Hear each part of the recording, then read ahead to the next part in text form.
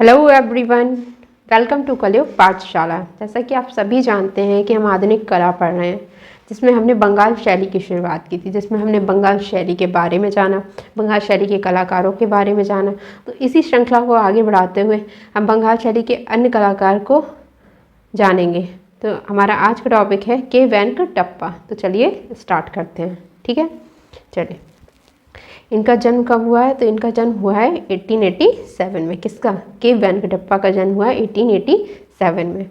और इनकी मृत्यु कब हुई है? 1965 में। ठीक है, तो इनका जन्म हुआ 1887 में और मृत्यु कब हुई है? 1965 में। ठीक है, इनका जन्म 1887 में हुआ, मैंने आपको बता दिया। ठीक, कहाँ हुआ?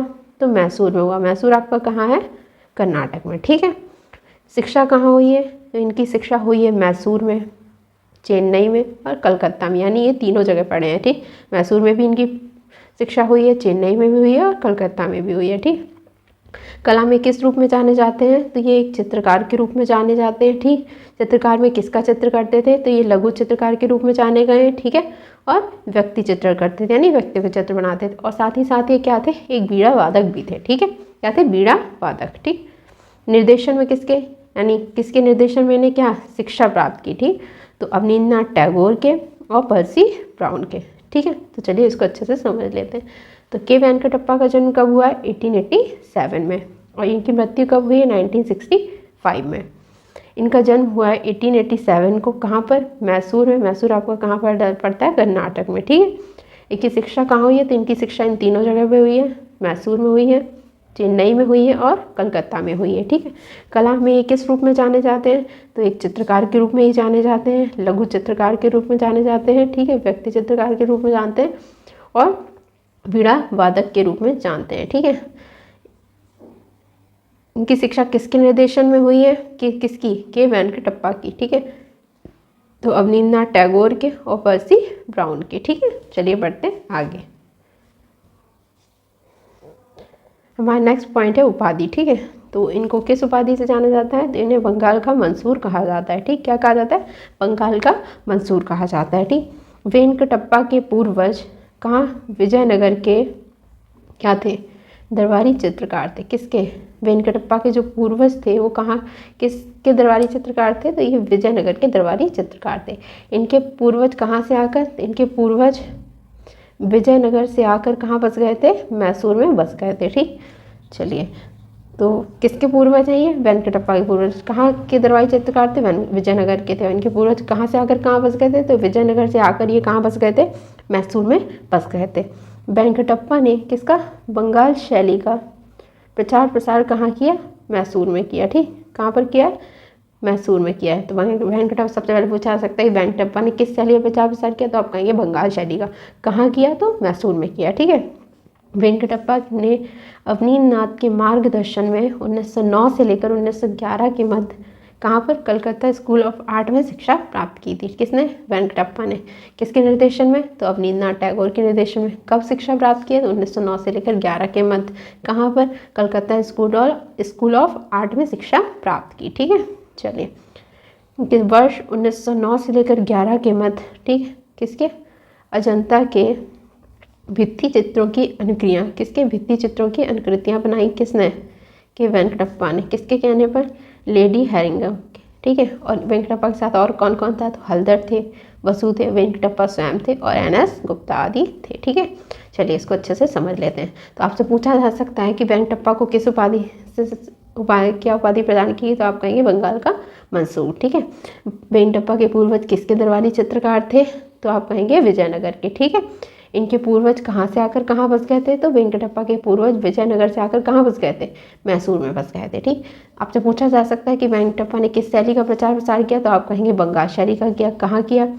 तो मैसूर में किया। ठीक है, वेंकटप्पा ने अवनींद्रनाथ के मार्गदर्शन में कब से कब तक शिक्षा प्राप्त की? तो 1909 से लेकर 11 के मध्य तक कहाँ पर प्राप्त की? तो कलकत्ता स्कूल ऑफ आर्ट में प्राप्त की। ठीक है, कब? वर्ष 1909 से लेकर 11 के मध्य किसने? वेंकटप्पा ने। किसके? अजंता के भित्ति चित्र की बनाई, क्या बनाई थी? अनुकृतियाँ बनाई थी। और इनके साथ साथ ये भित्ति चित्र की अनुकृतियाँ और किस किस ने बनाई थी? तो हल्दर ने बनाई थी, वसु ने बनाई थी, वेंकटप्पा ने स्वयं बनाई थी और NS गुप्ता ने बनाई थी। ठीक है, और किसके कहने पर बनाई थी? तो लेडी हैरिंगटन के कहने पर बनाई थी। ठीक है, आई होप आपको ये पॉइंट्स क्लियर हो गए होंगे। चलिए बढ़ते हैं आगे। वेंकटप्पा की कला शैली किससे? मुगल व दक्षिणी कला से प्रभावित थी। तो आपसे पूछा जा सकता है कि वेंकटप्पा की कला शैली क्या थी और किससे प्रभावित थी? तो आप कहेंगे इनकी कला शैली मुगल व दक्षिणी कला से प्रभावित थी। ठीक, किससे प्रभावित थी? मुगल व दक्षिणी कला से प्रभावित थी। ठीक है, वेंकटप्पा के रंग विधान पे, ठीक, रंग विधान पर किसका? मुगल तथा राजस्थानी शैली का प्रभाव था। ठीक, इनकी कला शैली पर किसका प्रभाव था? तो मुगल व दक्षिणी कला का प्रभाव था। मगर अगर इनके रंग विधान यानी ये जिस चित्रों में जिस तरह के रंग करते थे वो किससे प्रभावित थे? तो मुगल चित्रों में जैसे रंग किए जाते थे और राजस्थानी शैली के चित्रों में जैसे रंग किए जाते थे वैसे रंग वेंकटप्पा के चित्रों में दिखाई देते हैं। ठीक है, वेंकटप्पा ललित कला अकादमी फेलोशिप के लिए वर्ष 1962 ईस्वी में निर्वाचित किए गए थे। तो आपसे पूछा जा सकता है कि ललित कला अकादमी फेलोशिप के लिए वेंकटप्पा को कब निर्वाचित किया गया? तो आप कहेंगे 1962 में। ठीक है, आपसे पूछा जा सकता है कि वेंकटप्पा को निम्नलिखित में से किस फेलोशिप के लिए निर्वाचित किया गया था? तो आप कहेंगे ललित कला अकादमी फेलोशिप के लिए। ठीक है, चलिए बढ़ते हैं आगे। वेंकटप्पा ने मैसूर के राजा, कहाँ के राजा? मैसूर के राजा, ठीक, कृष्णराज वोडियार। ठीक है, आपसे पूछा जा सकता है कि मैसूर के राजा कौन? तो फिर कृष्णराज वोडियार थे। ठीक, कृष्णराज वोडियार के महल में कितने? 5 चित्र बनाने शुरू किए, जिनमें से केवल 3 चित्र पूर्ण हुए थे। ठीक है, तो अब इसको समझ लेते हैं। वेंकटप्पा ने कहाँ पर? मैसूर में। ठीक, मैसूर के राजा के यहाँ कौन? तो राजा कौन थे? कृष्णराज वोडियार थे। उनके महल में कितने चित्र बनाने शुरू किए थे? तो 5 चित्र बनाने शुरू किए थे, जिनमें से केवल कितने चित्र पूर्ण हुए थे? 3 चित्र पूर्ण हुए थे। ठीक है, आई होप आपको ये पॉइंट क्लियर हो गया होगा। चलिए बढ़ते हैं आगे। अब ये 3 चित्र थे कौन से?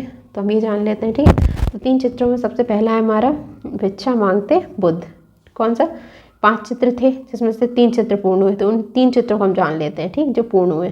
तो भिक्षा मांगते हुए कौन है? बुद्ध है। ठीक, एक ये चित्र हो गया इनका। दूसरा कौन है?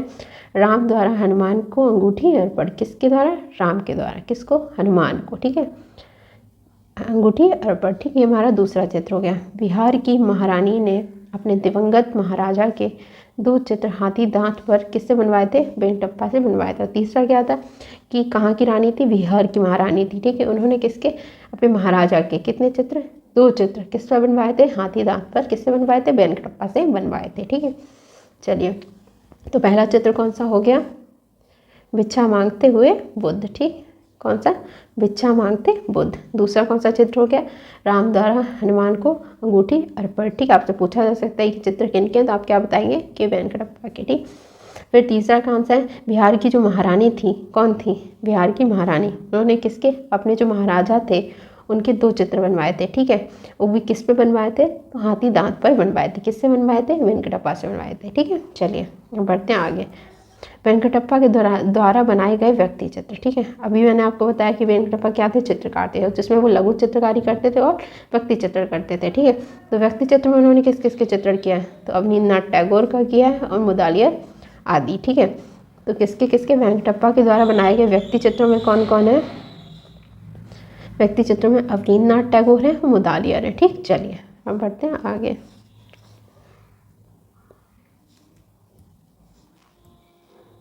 वर्ष 1974 में, ठीक है, कर्नाटक सरकार ने किसको? वेंकटप्पा के नाम से कहाँ पर? बेंगलुरु में वेंकटप्पा आर्ट गैलरी की स्थापना की। ठीक है, कब?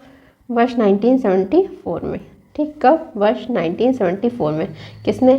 कर्नाटक की जो सरकार है उसने। ठीक, किसके नाम पर? वेंकटप्पा के नाम पर। क्या?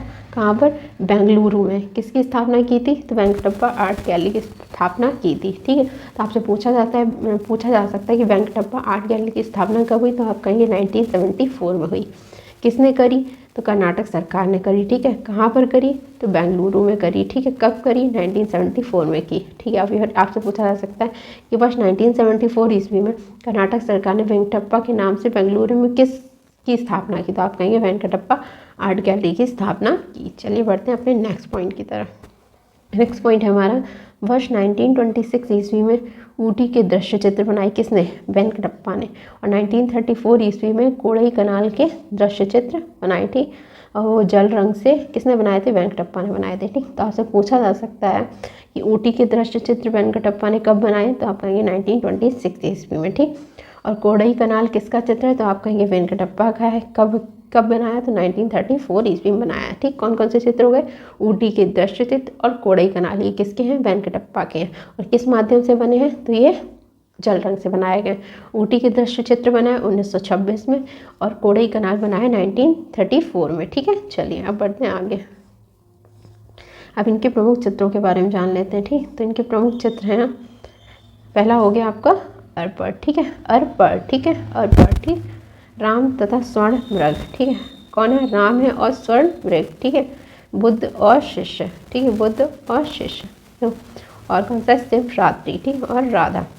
तो ये इनके प्रमुख चित्र हो गए जो आपको याद करने हैं, और जो था वो मैंने ऊपर बता दिए थे। ठीक है, तो इनके प्रमुख चित्र कौन कौन से हो गए हैं, अर्पण हो गए हैं। ठीक है, दूसरा कौन सा हो गया, राम तथा स्वर्ण मृग हो गया, बुद्ध और शिष्य हो गया, शिवरात्रि, राधा। ठीक है, आई होप आपको ये के वेंकटप्पा अच्छे से क्लियर हो गए होंगे। ठीक है, जितना मैंने आपको पढ़ा दिया वो अच्छे से पढ़ लीजिएगा, अच्छे से तैयार कर लीजिएगा, क्योंकि इससे बाहर वेंकटप्पा से कुछ नहीं आएगा। हमें ऐसे अगर हम पढ़ेंगे तो कलाकारों में बहुत कुछ है पढ़ने को, मगर हमें सिर्फ वो पढ़ना है जो हमारे एग्ज़ाम के लिए इम्पोर्टेंट है। हमारे आज के नेक्स्ट कलाकार हैं समरेंद्रनाथ गुप्त। ठीक है, चलिए अब इनके बारे में जान लेते हैं।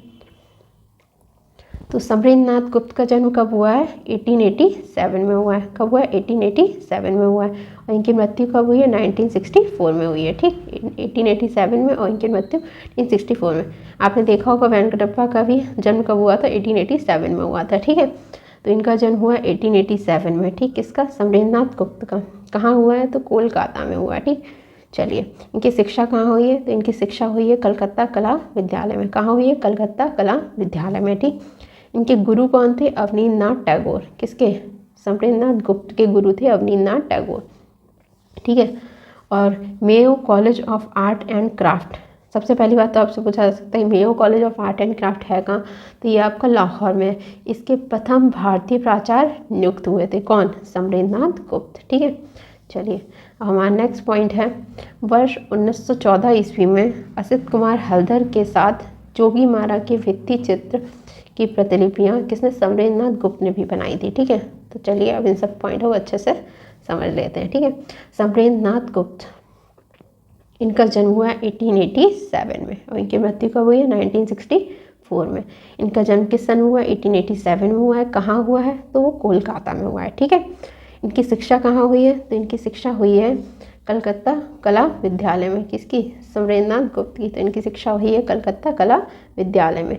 इनके गुरु कौन हैं, किसके, समरेंद्रनाथ गुप्त के गुरु हैं अवनींद्रनाथ टैगोर। ठीक है, Mayo school of art and craft आपका कहाँ है, तो वो लाहौर में है। और इसी के प्रथम भारतीय प्राचार्य कौन बने थे, समरेंद्रनाथ गुप्त बने थे। किसके, Mayo college of art and craft जो आपका लाहौर में है, इसके प्रथम भारतीय प्राचार्य अगर पूछे जाएंगे तो कौन बने थे, समरेंद्रनाथ गुप्त बने थे। ठीक है, हमारा नेक्स्ट पॉइंट है, वर्ष 1914 में असित कुमार हल्दर के साथ, कब, वर्ष 1914 में। ठीक, किसके साथ, असित कुमार हल्दर के साथ जोगीमारा के भित्ति चित्रों की प्रतिलिपियाँ किसने बनाई थी, समरेंद्रनाथ गुप्त ने बनाई थी। ठीक है, तो आपसे पूछा जा सकता है कि समरेंद्रनाथ गुप्त के साथ जोगीमारा के भित्ति चित्रों की प्रतिलिपियाँ किसने बनाई थी, तो असित कुमार हल्दर ने बनाई थी। कब बनाई थी, 1914 ईस्वी में बनाई थी। आई होप आपको ये समरेंद्रनाथ गुप्त भी अच्छे से क्लियर हो गए होंगे। ठीक है, ये छोटे से कलाकार थे इसलिए हमने साथ में पढ़ाए हैं। ठीक है, तो चलिए मिलते हैं नेक्स्ट वीडियो में एक नए टॉपिक के साथ। तब तक के लिए थैंक यू।